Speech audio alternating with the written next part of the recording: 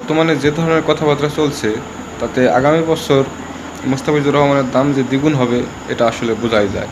এই বিষয়টি হয়তো আপনারা সবাই বুঝতে পারছেন। কারণ দেশে বিদেশে সকল ক্রিকেটের সাবেক তারকা পর্যন্ত মুস্তাফিজুর রহমানের প্রশংসা করতেছে।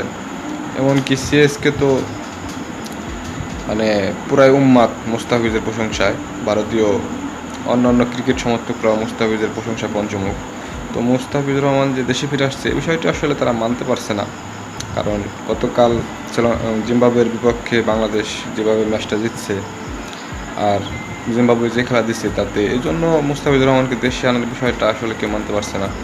তবে আগামীতে যে মুস্তাফিজুর রহমানের নিয়ে টানা হেঁচড়া হবে এটি আসলে বোঝাই যায়। কারণ বর্তমানে মুস্তাফিজুর রহমান যে পারফরমেন্সটা দেখাইল পুরো মৌসুমে যতটুকু খেলার সময় পাইছে ততটুকু দুর্দান্ত ছিল মুস্তাফিজুর রহমান। সেক্ষেত্রে এই বিষয়টা আমরা আশা করতেই পারি যে আগামী বছর মুস্তাফিজুর দাম দ্বিগুণ হবে। এমনকি বড় বড় দলগুলো আগ্রহ দেখাবে মুস্তাফিজুর রহমানকে দলে নেওয়ার জন্য। আসলে মুস্তাফিজুর রহমান নিজেকে প্রমাণ করে দেখাইছে আসলে সে কী পারে। তার ব্যাকআপ যদি ভালো থাকে, গাইডলাইন ঠিক থাকে, দলের পরিকল্পনা যদি সঠিক থাকে তাহলে মুস্তাফিজুর রহমান কতটা দুর্দান্ত পারফরমেন্স করতে পারে এটি তিনি প্রমাণ করে দেখাইছে। আইপিএলের চেয়েও বড় মঞ্চেও মুস্তাফিজুর রহমান পারফর্ম করতে পারবে।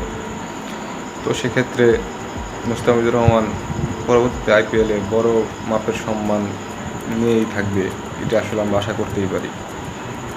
তো দর্শক, আপনার কি মনে হয় আগামী বছর মুস্তাফিজুর রহমান কি আইপিএলে জায়গা করতে পারবে কি না এই বিষয়টা? আর এই যে জিম্বাবুয়ের বিপক্ষে ম্যাচ খেলানোর জন্য মুস্তাফিজুর রহমানকে আইপিএল থেকে দেশে ফিরে আনার বিষয়টা, এটা তো আসলে ধোনিও মানতে পারতেছে না। বাংলাদেশে অনেক সমর্থকরা এই বিষয়টার বিরোধিতা করছে। তো দেশে ফিরে আনার পরে তো সে তো খেলতেও পারে নাই, তারপরে মুস্তাফিজুর রহমান এখনও দলের সাথে যুক্ত হইতে পারে নাই। এমনকি জিম্বাবুয়ে যে পারফরমেন্স দেখাইলো এটা আসলে কতটুকু যৌক্তিক, আপনার কি মনে হয় অবশ্যই কমেন্টে জানাবেন।